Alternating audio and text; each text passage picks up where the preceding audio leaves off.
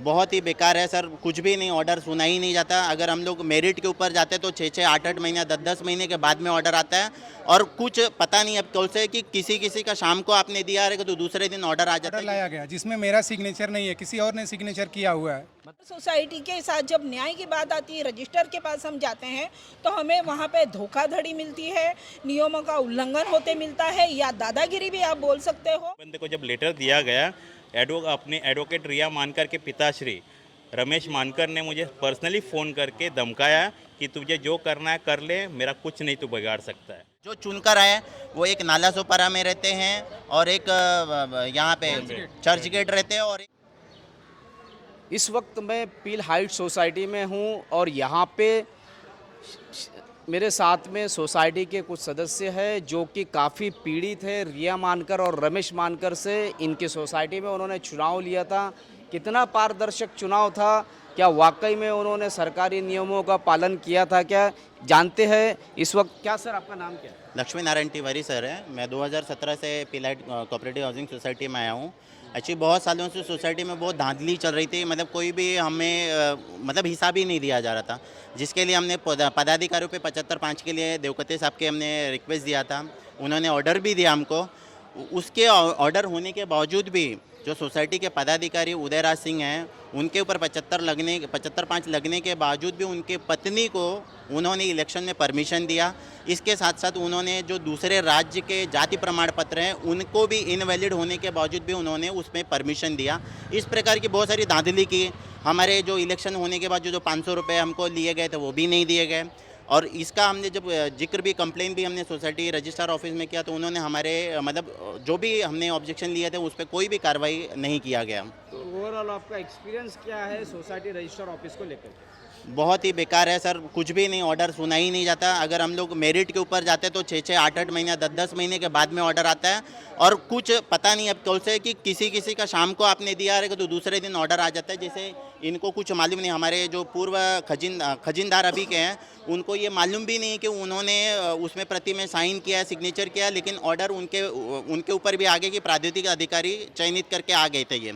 तो इनको खुद ही इन्होंने साइन भी नहीं किया था तो भी आ गया था और एक दिन में ऑर्डर बना था। एक ही दिन में एक ही दिन ऑर्डर आ गया। जबकि वो इलेक्शन अविनाश यादव के द्वारा कैंसिल किया गया था क्योंकि इन्होंने नॉमिनेशन वापस किया गया था। लेकिन एटलीस्ट सोसाइटी में एक मीटिंग लेके प्राधिकृत अधिकारी का चयन होना चाहिए था, लेकिन वैसा कुछ भी नहीं हुआ। वो अपोजिट पार्टी के थ्रू मिलजुल के जो भी है वहाँ से ऑर्डर भी बन के आ गया। और जो चुनकर आए वो एक नाला सोपारा में रहते हैं और एक यहाँ पे चर्च गेट रहते हैं और एक रहते हैं यहाँ पे हमारे साथ में। इनको तो खुद नहीं मालूम था कि मैंने साइन किया, इन्होंने सिग्नेचर भी नहीं किया। मतलब कहने का ये है कि जो यहाँ रहता है उसको साइन की अथॉरिटी नहीं है, जो बाहर रहते हैं वो सोसाइटी चलाएंगे। और अभी भी ऐसे ही हो रहा है। जो कमेटी कितने में लोगों के सदस्य के सोसाइटी आपके?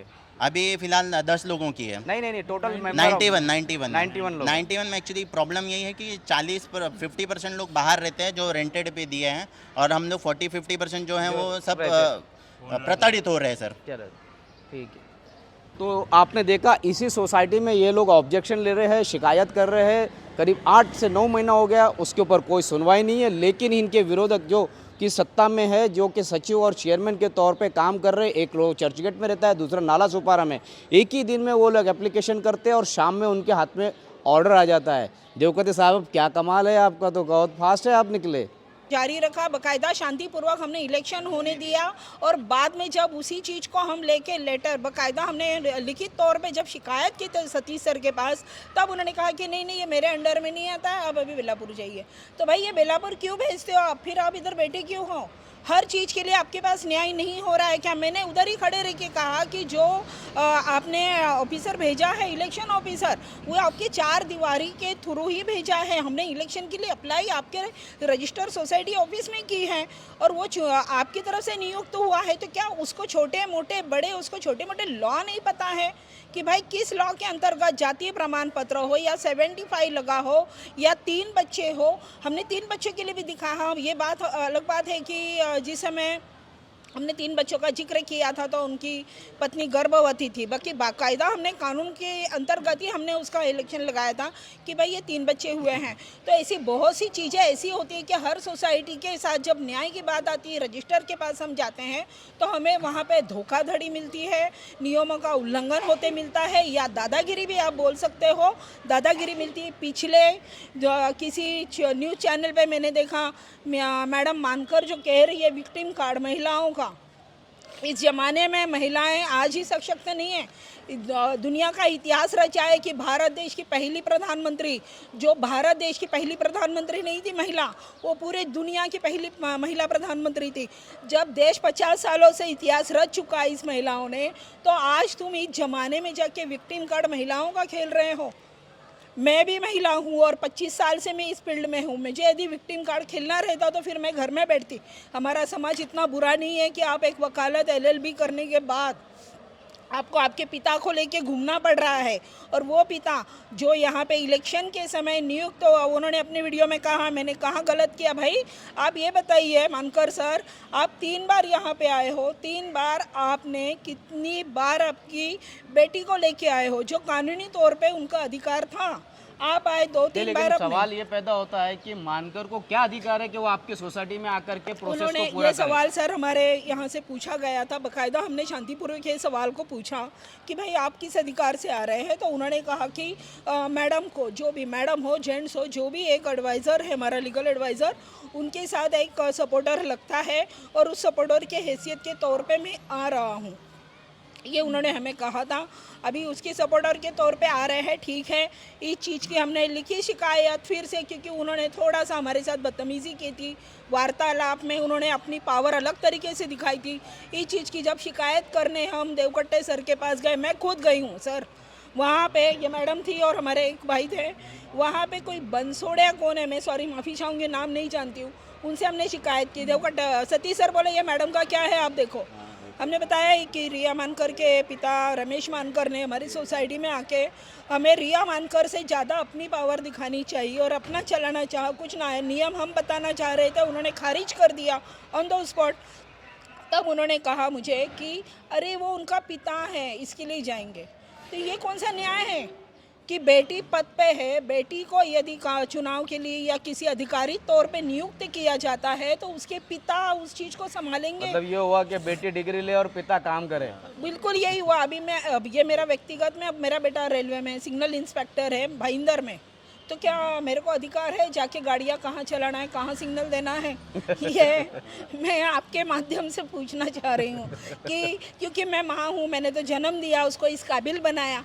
नहीं, ऐसा नहीं होता है। हमारा संविधान सबसे ऊंचा होता है, हमारी शिक्षा, हमारी डिग्री और जो डिग्री लेने वाले का सम्मान सबसे ऊंचा होता है और उसको सही तरीके से उस सम्मान का सम्मान करना चाहिए। देवकट्टे सर एक युवा पोस्ट पे इतने बड़े ओहदे पे यदि खड़े हैं तो मैं 6,500 आप ही के मीडिया के माध्यम से मुझे पता चला, बहुत लोग उसमें पीड़ित होंगे सर। उसके लिए आपको यदि नियुक्त किया है तो आप सही न्याय कीजिए, नहीं तो पिछले इसमें मीडिया में आपने देखा आपको किस तरह बोला गया है। ये भी शर्म की बात है कि इतने बड़े ओहदे होने के बाद, इतने बड़े पद पे होने के बाद यदि आपकी गलतियों को इस तरह उजागर किया जाता है तो ये गलती किसकी है? आप मंथन कीजिए इस चीज़ का। ये जो आपके मनमानी या जो एक बैठक, जो शाम का बैठक का अड्डा चलता है, आपके माध्यम ने ही इस चीज़ को उजागर किया है और इसका सबूत हमारे पास भी है कि मैं खुद भी जब गई थी तो मानकर सर बैठे थे। मानकर सर जरूर ये वीडियो देखेंगे, मैं चाहूँगी कि मुझसे रूबरू हो बाद में। तो इस तरह का जो ये लोगों ने चलाया है मनमानी, तानाशाही माहौल, इसको कहीं ना कहीं ख़त्म करना चाहिए। अभी तक सर आप लोगों ने बहुत चलाया, अभी सिटी न्यूज़ जैसे और भी न्यूज़ जैसे जाग गए हैं और हम जैसी जनताओं की आवाज़ आप तक पहुंचाएंगे, जनता ऊपरी अधिकारी तक पहुंचाएंगे। यदि इन्होंने हमको बेलापुर भेजा, हम बेलापुर गए और हमारे लिए जो लड़ रहे हमारे एडवोकेट पूना है तो हम पूना भी जाएंगे सर, हम लड़ेंगे पर हारेंगे नहीं। बस मैं ये कहूँगी कि इंसाफ के लिए आप जैसे मीडिया वालों का भी मैं बहुत धन्यवाद करती हूँ। आफ्ताब भाई मेरे बहुत पुराने साथी हैं, मैं उनका भी धन्यवाद करती हूँ जो आपने हमारी आवाज़ को आज जनहित तक पहुँचाने का काम किया है। धन्यवाद। चुनाव में जिन्हें ट्रेजर के पोस्ट पर, यानी खजिनदार जिसे मराठी में कहा जाता है, ट्रेजर जिन्हें चुना गया है, अधिकृत तौर पे चुना गया, रमेश मानकर, रिया मानकर की मौजूदगी में चुना गया है। वो सज्जन मेरे पास है इस वक्त इस सोसाइटी में। सर आपका नाम? धनंजय यादव। आप क्या हैं यहाँ पे अभी? और ट्रेजरर के पोस्ट पर हूँ यहाँ अभी पर। ये ट्रेजर के पोस्ट पे चुन के आए, क्या हुआ आपके साथ अभी तक का ये बताइए। 2 अक्टूबर को इलेक्शन हुआ 2 अक्टूबर तो 2 अक्टूबर 2022 को इलेक्शन हुआ। 2022 को, और हम जीत कर आए, अच्छा, और अभी तक हमको हैंड ओवर दिया नहीं गया, मतलब कहना ये है कि सोसाइटी ने अभी तक आपको चार्ज दिया नहीं है चार्ज दिया ट्रेजरशिप नहीं, का। ट्रेजरशिप का। इसके लिए सोसाइटी रजिस्ट्रार ने क्या किया इसके ऊपर? सोसाइटी रजिस्ट्रार के पास पिछले महीने हमने शिकायत लेकर गया था, बताओ और अभी तक उस पर कुछ कार्रवाई नहीं हुई। बताओ, ऐसा ऐसा बताओ। और इसके पहले रजिस्ट्रार ऑफिस में विदाउट मेरे जानकारी के, एक मिनट पेपर दीजिए, प्राधिकृत अधिकारी का ऑर्डर लाया गया जिसमें मेरा सिग्नेचर नहीं है, किसी और ने सिग्नेचर किया हुआ है। मतलब ये कहना है कि आपका भी यहाँ पे बोगस सिग्नेचर किया गया है। हाँ, वो मेरा सिग्नेचर नहीं है। आप बताएंगे हमारे दर्शकों को कि आपका नाम कहाँ है और आपका सिग्नेचर क्या है, जरा कवर करना है। ए धनंजय यादव, ना ये मेरा लिखा हुआ है, ना ये मेरा सिग्नेचर है, ना मुझे पता है, और ये सेम डेट में आया है। और आज हम पिछले महीने का हैंड ओवर मुझे नहीं मिला, और सोसाइटी का लाखों रुपया बिना मेरे जानकारी का गायब कर दिया गया। उसके लिए हमने इसकी शिकायत रजिस्ट्रार ऑफिस में जाकर पिछले महीने में की, और अभी तक कुछ भी कार्रवाई उप निबंधक जी के यहाँ से हुई नहीं है। मतलब चुनाव होने के बाद सोसाइटी ने खर्च शुरू कर दिया है, खर्च शुरू कर दिया तो है उस सर। पे एक ट्रेजर का साइन होना चेक पे जरूरी था। सर, मेरा तो अभी साइन ट्रेजर नहीं, के बजाय चेयरमैन और सेक्रेटरी साइन करके चला रहे हैं। चला रहे हैं सर। तो आपने देखा कि पील हाइट सोसाइटी के ये पीड़ित लोग हैं, इन्होंने जिस तरीके से अपनी व्यथा बयान की और जिस तरीके से रिया मानकर और रमेश मानकर की पोल खोली है, ये कोई छुपे कमरे में इंटरव्यू नहीं दिया है, बल्कि सोसाइटी के कंपाउंड में 20 लोग मौजूद है, उनकी सबकी मौजूदगी में उन्होंने अपनी राय व्यक्त की है, जो कि सच्चाई है, और झूठ बंद कमरे में मौजूद है। अब देखना ये है कि सर पे चढ़ाकर रखे रिया मानकर और रमेश मानकर के अलावा उप निबंधक देवकते को उच्च अधिकारी कब तक का संरक्षण देते हैं, मीरा भाईंदर के इस डेप्यूटी रजिस्ट्रार ऑफिस में कब कार्रवाई होगी, जो इलीगल लोग वहां पे काम कर रहे हैं उन्हें कब हटाया जाएगा, आपराधिक मामला कब दर्ज होगा, ये तो आने वाला वक्त ही बताएगा। लेकिन जिस तरीके से रिया मानकर रमेश मानकर को सतीश देवकते उप निबंधक ने जो छूट दे रखी है, उसका न खमियाजा पील हाइट सोसाइटी के लोग आज भुगत रहे। अक्टूबर में इलेक्शन हो जाने के बावजूद भी ट्रेजर के हाथ में इस संदर्भ के कोई कागजात नहीं आए हैं, सोसाइटी हैंड ओवर नहीं हुई है, महज सिर्फ और सिर्फ ये उप निबंधक देवकते के कारण। रमेश मानकर अवैध रूप से सोसाइटी में चुनाव अधिकारी बन के चुनाव ले रहे थे, इस तरीके का वीडियो सबसे पहले हमने सिटी न्यूज़ पे वायरल किया था, वो इसी सोसाइटी का था। और इस सोसाइटी के जवाब में किसी चिरकुट को पकड़ के उन्होंने जवाब दिया था कि उन्होंने कुछ समय के लिए थे। क्या वाकई में रमेश मानकर इस सोसाइटी में कुछ समय के लिए रुके थे, क्या कहेंगे आप? हाय, मेरा नाम आकाश सिंह है। ये रमेश मानकर का जो मामला है वो मैंने किसी वीडियो के थ्रू, किसी रिपोर्टर के थ्रू मैंने सुना था कि वो उसमें बात कर रहे थे कि वो एक वीडियो वायरल हुआ था जिसमें वो थोड़ा सा वार्तालाप करते हुए दिख रहे थे सदस्यों के साथ। तो उन्होंने बोला उसके बाद हम चले गए थे, बाकी का जो इलेक्शन का प्रोसेस था वो रिया मानकर ने कंप्लीट किया था, जो कि सरासर गलत है। उन्होंने काउंटिंग तक, जब तक काउंटिंग नहीं हुआ था और प्रोसेस कंप्लीट नहीं हुआ था, तब तक वहाँ पे रह के वो चीज़ें करवाई थी पूरी सारी की सारी। इसका क्या सबूत है आपके पास में कि वो मौजूद थे? सारे लोग, सारे सदस्य यहाँ के वहाँ पे उपस्थित थे, सबके सब और सदस्य। उसका सीसी कैमरे का फुटेज है, सोसाइटी में आने और जाने का रिकॉर्ड है अपने पास में? हाँ, रहेगा, वो रहेगा।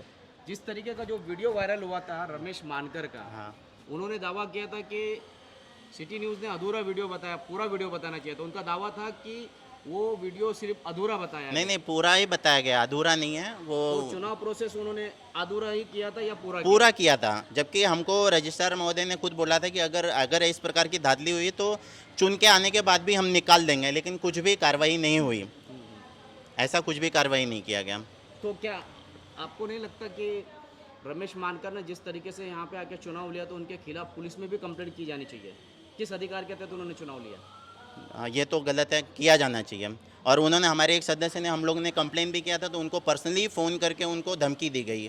चंदन सर हैं इधर, उन्होंने पर्सनली, क्योंकि हमने इसकी शिकायत की थी तो पर्सनली उनको धमकी दिया उन्होंने फ़ोन पे। एक ऑडियो क्लिप आई थी हमारे पास में जिसमें मानकर रमेश मानकर धमकी दे रहे थे, क्या वो आप है और क्या आपसे बात हुई थी?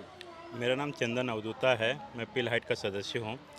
जिस तरह से जब चुनाव के दौरान जिस तरह से रिया मानकर, एडवोकेट रिया मानकर और उनके पिताश्री रमेश मानकर जिस तरह से जो चुनाव प्रक्रिया चालू किए थे, उसमें हमने काफ़ी सारी आपत्तियां जताई। लिखित में हमने उनको लेटर दिया कि सर ये लिखित में हम दे रहे हैं, इसकी आपत्ति है। ऑब्जेक्शन का पीरियड होता है, उस समय दिया, उसके बाद दिया, उसके पहले दिया? दोनों जब सजेशन जब रहता है उसी टाइम पे दिया गया था, लेकिन उस पे उन्होंने कुछ चीज़ों पे लिखित में जवाब दिया और कुछ चीज़ों पे लिखित में जवाब नहीं दिया। जब हमने उनको बोला कि भैया हमने काफ़ी सारे ऑब्जेक्शंस दिए, उसके ऊपर लिखित में जवाब दीजिए, तो बोलते कोई ज़रूरत नहीं है, हमने एक ऑब्जेक्शन दिया, उसका कोई सिस्टम बनता नहीं है। क्योंकि कुछ रूल्स ऐसे बने हुए हैं उपनिबंधक के तरफ से या बाय लॉज सोसाइटी एक्ट के तरफ से, जिसमें उसका फ़ायदा उठाया गया है एडवोकेट रिया मानकर ने, और उस चीज़ों को अपने तरीके से उन्होंने स्वार्थ के हिसाब से उन्होंने काम किया है। जिसलिए जो है उसके बाद हमने उस रिगार्डिंग हमने उपनिबंधक को उस वीडियो को ऑडियो डाल के और लिखित में उपनिबंधक को जब लेटर दिया गया, अपने एडवोकेट रिया मानकर के पिताश्री रमेश मानकर ने मुझे पर्सनली फ़ोन करके धमकाया कि तुझे जो करना है कर ले, मेरा कुछ नहीं तू बिगाड़ सकता है। और उस रिकॉर्डिंग का उस बातचीत का रिकॉर्डिंग भी है मेरे पास सबूत के तौर पर। ये रिया मानकर के सिग्नेचर है सर। हमने वो टाइम में ऑब्जेक्शन दिया था। देखो 2 अक्टूबर को हमारा इलेक्शन था। 9 अगस्त 2022 को हमने ये 75-5 के लिए उनको लिस्ट भेजी थी कि भाई ये लोग को 75-5 लगा हुआ है। उसके बावजूद भी उन्होंने नीरज उदयराज सिंह को इलेक्शन में लड़ने का न्योता दिया।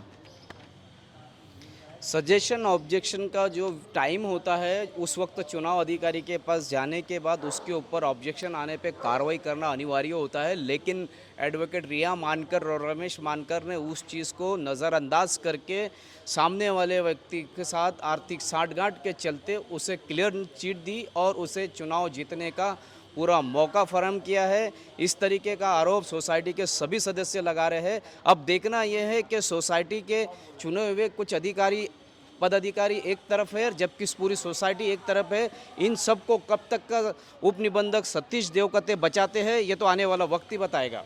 इसी तरीके की खबरों के लिए मेरे यानी शकील शेख के साथ बने रहे, देखते रहे सिटी न्यूज़ मुंबई।